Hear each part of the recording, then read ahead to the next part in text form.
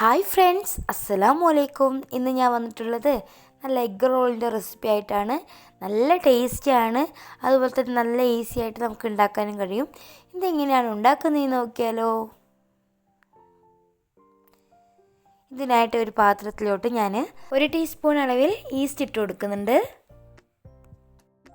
പിന്നെ ഇതിലോട്ട് കുറച്ച് വെള്ളവും കൂടി ഒഴിച്ച് കൊടുത്ത് നന്നായിട്ട് തന്നെ ഒന്ന് മിക്സ് ചെയ്തെടുക്കാം.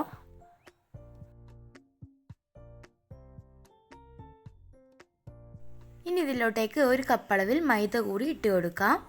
പിന്നെ ഇതിലേക്ക് ആവശ്യമായ ഉപ്പ് കൂടി ഇട്ട് കൊടുത്ത് നന്നായിട്ട് തന്നെ ഒന്ന് കുഴച്ചെടുക്കണം. നല്ല സോഫ്റ്റ് ആകുന്നത് വരെ നന്നായിട്ട് തന്നെ കുഴച്ചെടുക്കാം.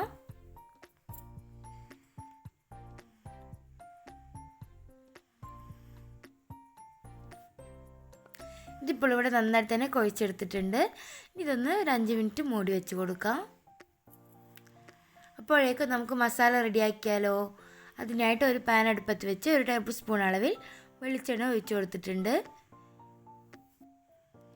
എണ്ണ ചൂടായി കഴിയുമ്പോൾ ഒരു വലിയ സവാള കട്ട് ചെയ്താണ് ഇട്ട് കൊടുക്കുന്നത്.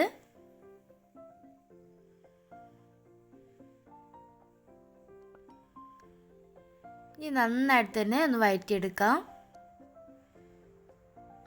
പിന്നെ ഇതിലോട്ടേക്ക് 2 പച്ചമുളക് കട്ട് ചെയ്തതും ഇഞ്ചി വെളുത്തുള്ളി പേസ്റ്റും കൂടി ഇട്ട് കൊടുത്തിട്ടുണ്ട്. ഇനി നല്ലതുപോലെ ഒന്ന് മിക്സ് ചെയ്തെടുക്കാം. ഇനി ഇതിലോട്ടേക്ക് ആവശ്യത്തിനുള്ള ഉപ്പ് കൂടി ഇട്ട് കൊടുത്തിട്ടുണ്ട്. ഇനി ഇതിലേക്ക് വേണ്ട മസാലപ്പൊടികളൊക്കെ ഒന്ന് ഇട്ട് കൊടുക്കാം. 1/4 ടീസ്പൂൺ അളവിൽ മഞ്ഞൾപ്പൊടി, 1/4 ടീസ്പൂൺ അളവിൽ മുളക് പൊടി, ഗരം മസാലപ്പൊടി, ഇവയെല്ലാം ഇട്ട് നന്നായിട്ട് തന്നെ ഒന്ന് മിക്സ് ചെയ്തെടുക്കാം.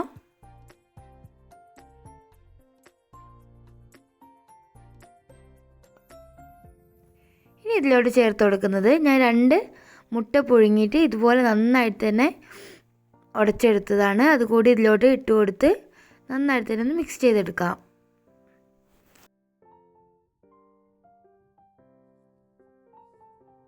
ഇനി ഇതിലോട്ടേക്ക് ഞാൻ ചേർത്ത് കൊടുക്കുന്നത് 1 ക്യാരറ്റ് ചെറുതായി കട്ട് ചെയ്തതും അതുപോലെ തന്നെ കേബേജുമാണ് ചേർത്ത് കൊടുത്തിട്ടുള്ളത്. ഇനി നന്നായിട്ട് തന്നെ ഒന്ന് മിക്സ് ചെയ്തെടുക്കാം. ഇതിലോട്ട് കുറച്ചുകൂടി ഉപ്പ് ഞാൻ ചേർത്ത് കൊടുത്തിട്ടുണ്ട്.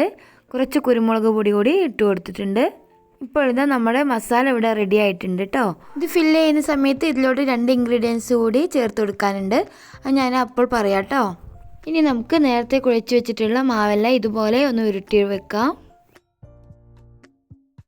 ഇനി നമുക്കിതൊന്ന് ഓരോന്നും പരത്തിയെടുക്കാം.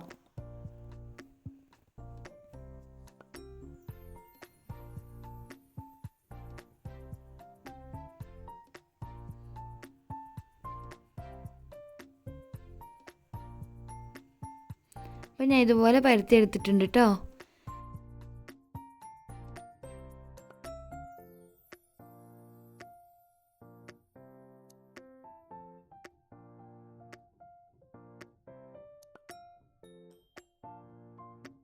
നമുക്കിതെല്ലാം ഒന്ന് ചുട്ടെടുക്കാം. തവ നന്നായിട്ട് ചൂടായതിന് ശേഷം ഞാൻ ഇതുപോലെ ഇട്ട് കൊടുത്തിട്ടുണ്ട്. ഒരു സൈഡായി കഴിഞ്ഞാൽ മറിച്ചും തിരിച്ചൊക്കെ ഇട്ടിട്ട് ഒന്ന് ചുട്ടെടുക്കാം.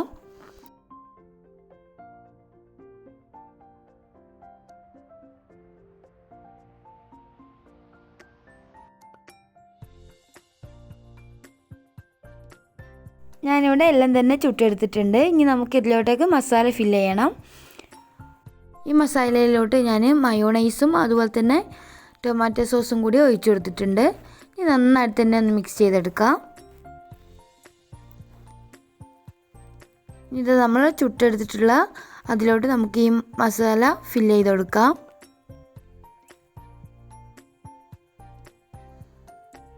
നല്ല ടേസ്റ്റി ആയിട്ടുള്ള ഒരു റെസിപ്പിയാണ്. നിങ്ങൾ എന്തായാലും ഇതൊന്ന് ട്രൈ ചെയ്ത് നോക്കണം.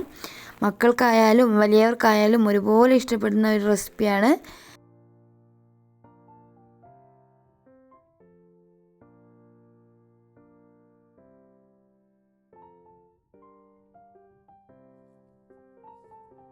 നിങ്ങൾ എന്തായാലും ഇതൊന്ന് ട്രൈ ചെയ്തിട്ട് കമൻറ്റ് ചെയ്യണേ.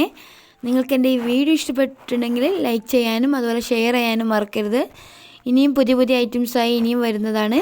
മറ്റൊരു വീഡിയോയുമായി വീണ്ടും കാണാം. Okay, bye bye.